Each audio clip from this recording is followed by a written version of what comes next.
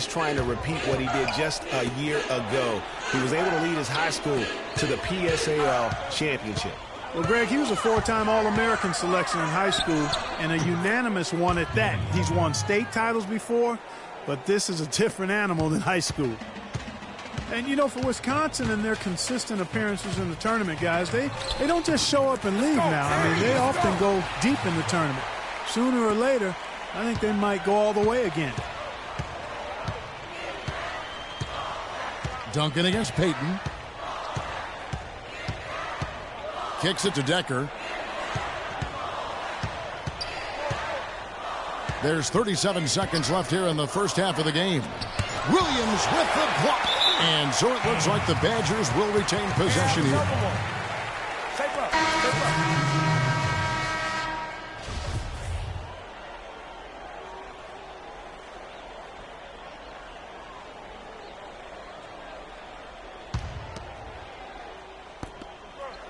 There's a good screen. And the basket by Hill.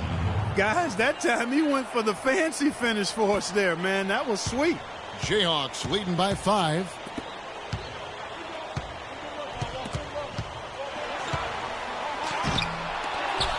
Frazier kicks to Jenkins.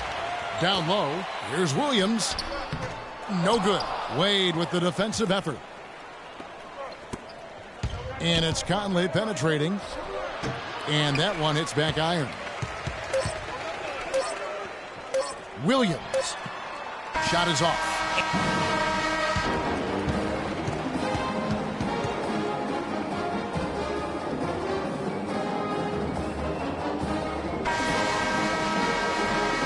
And welcome back. We're just about ready to get going with the second half of a historical championship game. For those just tuning in, this is Kevin Harlan, pleased to be alongside Clark Kellogg and Greg Anthony as we get set to watch how the college basketball season will end. And in a championship game like this one, guys, you would have expected a close battle. I don't think either side is going to be able to run away and hide in this one.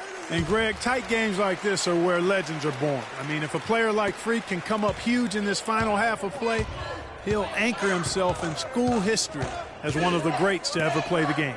Williams, he's in at center. Duncan is out there with Oubre, and it's Terry in at the power forward. And for the Badgers, Hill is out there with Hawkins. Then it's Kaminsky, then it's Decker, and it's Evans in at the 4 spot. And, guys, one big story that we have in this championship game is that a guy like Freak could boost his draft stock quite a bit. A win here could catapult him up the big boards of a lot of teams. And, you know, while it's just one game, scouts will get a chance to see how he plays on the big stage. Knowing a player is at his best when the lights are brightest is a big plus in GM's books. You know, not really a significant margin in terms of them rebounding, but enough to get the job done. Yeah, but one more advantage in the stat column, and that's what's translated to this lead. They're finding lanes to the hoop now with consistency. 5 buckets in a row from the paint. And on the flip side, Greg, the defenders have to show more fight on the interior. They've got to offer more resistance here. Duncan dishes to Williams. The Badgers pull it in. Evans has got 3 rebounds so far in the game. From 15 feet away, and again it's the Badgers missing. You know, one of the big questions on everybody's mind in this game is whether or not Freak will stay on for another year or go pro. I mean, usually a player with his upside would be a lock to be a one and done, but he's giving serious thought to staying. And Freak is a guy who clearly values the scholastic aspect of collegiate sports, so it makes sense for him to think about staying beyond this season. Still, with Freak's draft stock rising, this could be his final game as a collegiate player.